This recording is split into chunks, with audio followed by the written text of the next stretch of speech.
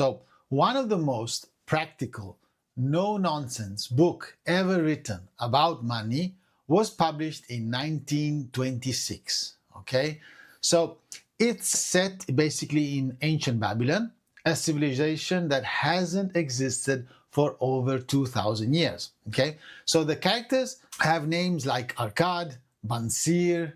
Okay, they trade in gold coins and camel skins, basically. Okay, and yet almost everything in it is more useful than what most people are ready to understand and are reading about money today. Okay, so The Richest Man in Babylon by George S. Clason has been sitting on my bookshelf for years. All right, I've recommended it to more people than almost any other book I own. All right, not because it's complicated or things like that. Actually, it isn't.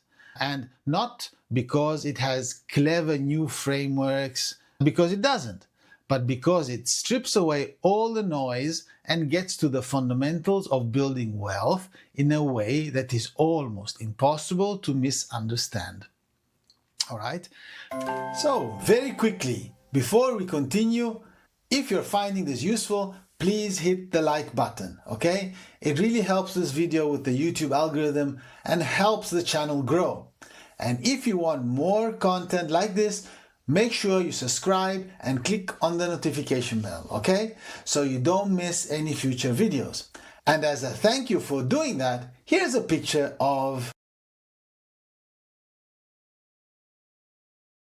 Today, I'm going to walk you through 9 lessons from this book, okay? Divided into 3 themes: the spending the money, the making the money, and the protecting the money.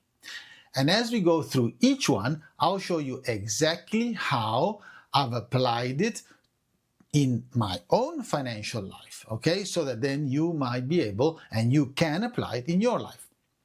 So let's start with spending. So part 1 is the part of spending money out of the three parts.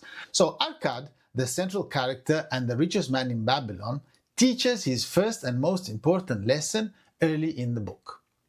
He says basically that a part of all you earn is yours to keep, okay? And that sounds obvious, but think about how most of us actually handle a paycheck.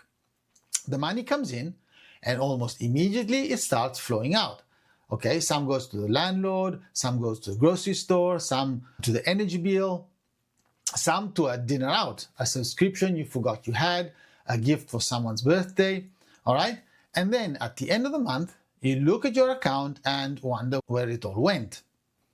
So Arkad's point is that you treated your entire paycheck as if it belonged to everyone else, okay? So the solution he gives is very, very simple, and it's the same one I use today. You've probably heard it before. Pay yourself first. So before any bill, before any expense, before you even looked at your bank balance, a portion of what you earn goes directly to you, to savings, to investments, okay? In practice, okay, I have an automatic transfer that moves money out of my current account the same day my income arrives.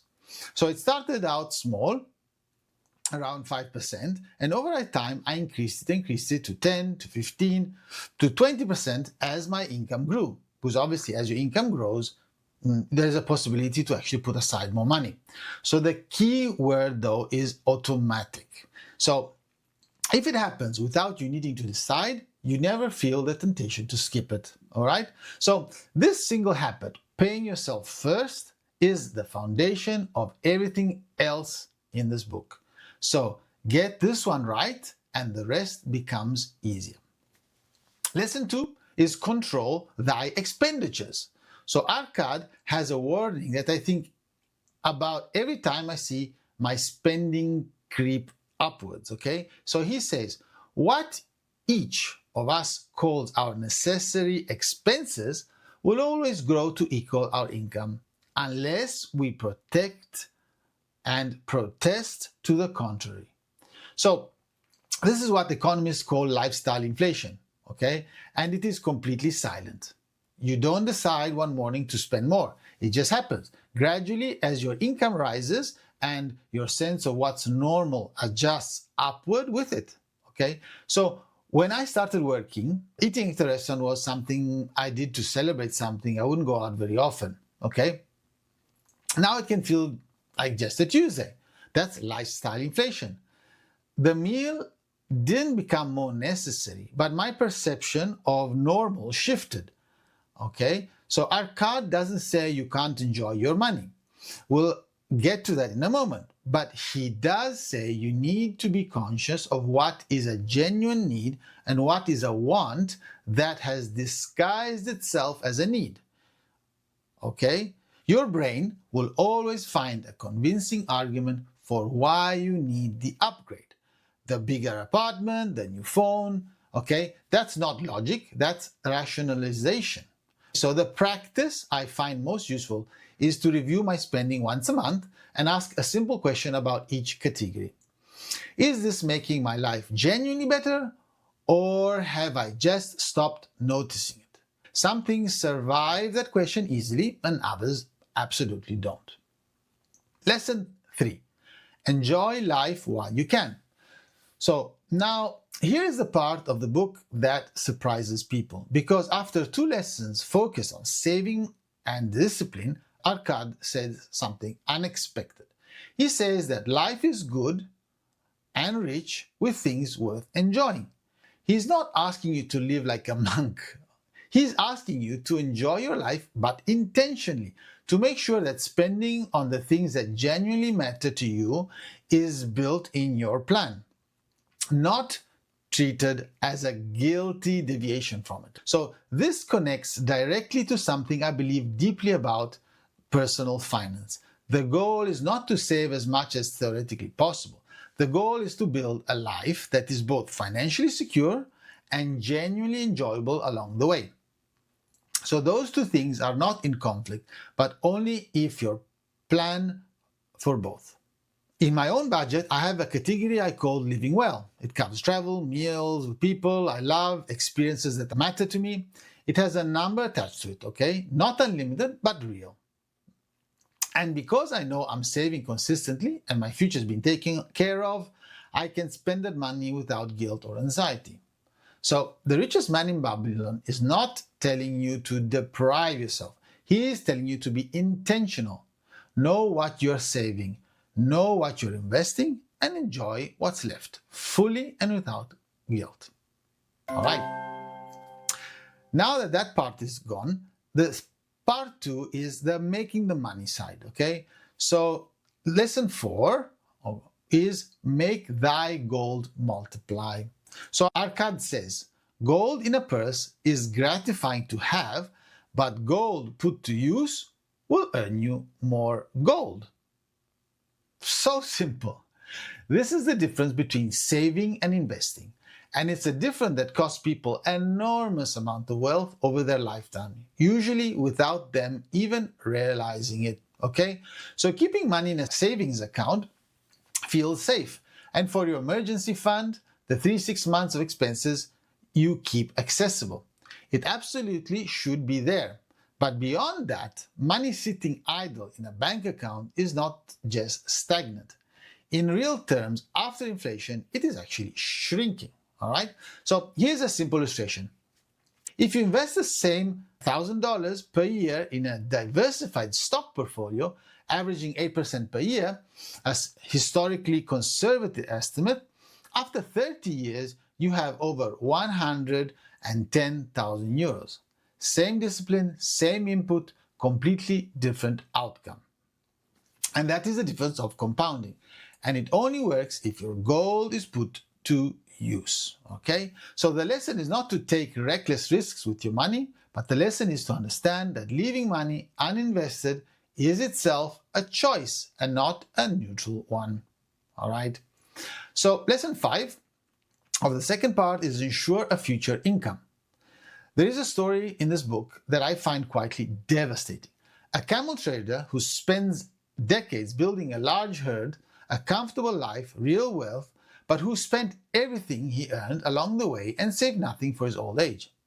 As he aged and could no longer work, the herd dwindled. The income stopped and he was left dependent on others to survive. So Arkad's lesson is different.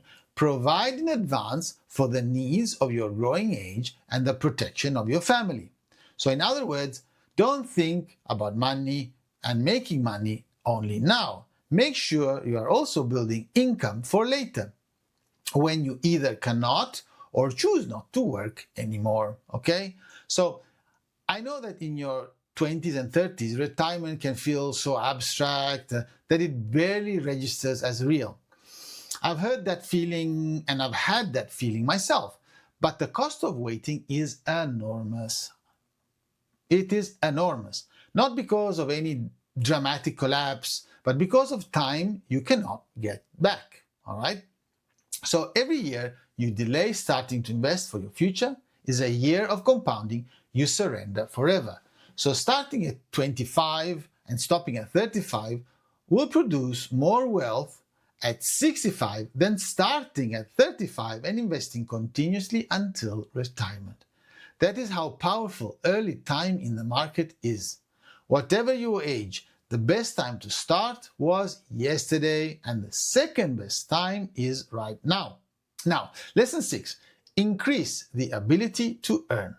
So a lot of financial content focuses almost entirely on cutting costs. Spend less on coffee, cancel subscription, cook at home, and look, those things matter. But there is a ceiling on how much you can save, because you can only save as much as you earn. So Art understood this. He talks about investing in yourself, in your skills, in your knowledge, your ability to deliver value as one of the highest return investments available to anyone. So your income is not fixed. It is a reflection of the skills you have built, the value you can deliver, and the opportunities you have positioned yourself to take. Okay? So the more valuable you are to the market, the more the market will pay you. Okay? Even Jim Rohn always says that. So I've seen this play out in my own career. So the investments I've made in education, including my engineering degree, my MBA, so building expertise in specific industries, have paid back many times over. Okay, in the doors have opened and the income they've generated. So you don't need to go back to university, but a course, a skill, a certification, a mentor, whatever moves your professional value forward is important, because the gap between your income and your expenses is where wealth is built. And widening that gap from the income side is just as powerful as narrowing it from the expense side. Okay? Now we're going to part 3, the last part, and also very, very important, which is protecting your money.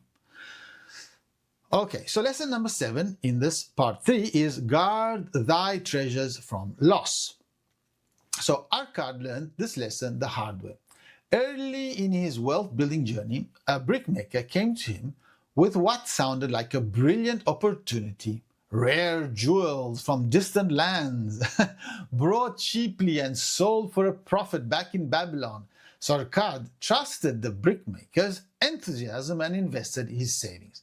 But when the brickmaker returned, the jewels turned out to be worthless glass. The money was gone. So the lesson Arkad took from this was, invest only where thy principal is safe. Do not be tempted by the promise of high returns when you don't fully understand what you're putting your money into, okay? So this is a principle I also apply to my own portfolio constantly, okay? The majority of my investments are things I genuinely understand. Broadly diversified equity funds, for example. I have real estate, invest in stocks, okay? The first rule is never lose money, and the second one is never forget rule number 1. So in my case also, I do not have exposure to high-risk assets, okay? Because the asymmetry of loss is brutal, okay? So here's what I mean by that. If you lose 50% of your money, you need to gain 100% just to get back where you started. So the mathematics of loss are punishing. So protecting your capital is not a conservative timing approach to investing. It is the rational one. Before putting money in anything, ask yourself honestly, do I understand this well enough to explain it to someone else? If the answer is no, don't put your savings into it, no matter how exciting the pitch sounds. Okay? Lesson number 8, seek the counsel of wise men. Financial advice is everywhere. Social media, group chats, family dinners. So everyone has an opinion on what you should be doing with your money. Crypto is the future. Real estate is the only real asset. The stock is about to explode. Don't invest now, the crash is coming. So most of the noise comes from people who mean well, though. So they mean well for you, but have no particular expertise, okay? And some of it comes from people who have a financial interest in your decision. So our card's counsel is simple but easy to forget when the noise gets loud. Listen to those who have experience in what you are trying to achieve, not people who just have opinions. People who have results and the scars that come from actually navigating financial decisions over time. Okay? This is why I read a lot. This is why I follow investors with long, verifiable track records rather than people with large followings, okay? Like Warren Buffett, Charlie Munger, Peter Lynch, okay? It is why I'm also cautious about acting on anything I haven't verified against multiple credible sources. The goal is not to be the smartest person in the room. The goal is to be guided by people who have actually done what you're trying to do. And you need to learn from them to be able to make the decision. Don't delegate life, important decisions to someone else. That's why I've done this channel. That's why I'm personally also always trying to improve, because I need to understand what I'm doing with my investments, with my money, because I have to collect information from other smarter people, but I also need to understand them myself to make them mine and make the final decision. Okay, lesson number 9, cultivate good luck through action. So this is probably my favorite lesson in the entire book, and the one I come back to most often when I feel a bit stuck, okay? So it is very easy to look at people who have built significant wealth and explain it away as luck, okay? They were in the right place at the right time. They had connections. They had advantages you didn't. And sometimes that can be partly true, okay? But our card says something that cuts through all of that. He says that the men of action are favored by the goddess of luck. What we call luck is almost every case I've studied in my own life and the lives of other people I respect, or people that I've read about, is actually preparation meeting opportunity. The person who got lucky had already spent years building the skills, the relationship, the financial foundations that allowed them to recognize and act on the opportunity when it appeared. The opportunity itself might have been random, but their readiness for it was not. So I think about this every time I feel the temptation to wait for the perfect moment, to start investing when the market is clear, to launch that project when I have more time, to make that financial change when things settle down. The people who seem lucky are usually just the ones who started before they felt ready. So take action, build that skill, make that investment, start that plan. The more you do, the luckier, I'm telling you, the luckier you will find yourself becoming. So those 9 lessons from The Richest Man of Babylon, a book written almost 100 years ago, that still contains more practical financial wisdom than most of what is published today. What I love about it is not that it's complicated actually, but it's the opposite. Everything Clason writes is so clear, so humane, that there is really no excuse for not applying it. So pay yourself first, control your lifestyle, enjoy your life along the way, put your money to work, prepare for the future, keep growing your ability to earn, and protect what you've built. Okay? Get good advice and take action. Wow, 9 lessons. Very easy. A lifetime's worth of results if you actually apply them. So, if this kind of video is useful to you and practical money wisdom without hype, then you'll want to subscribe to this channel, and see you around. Bye.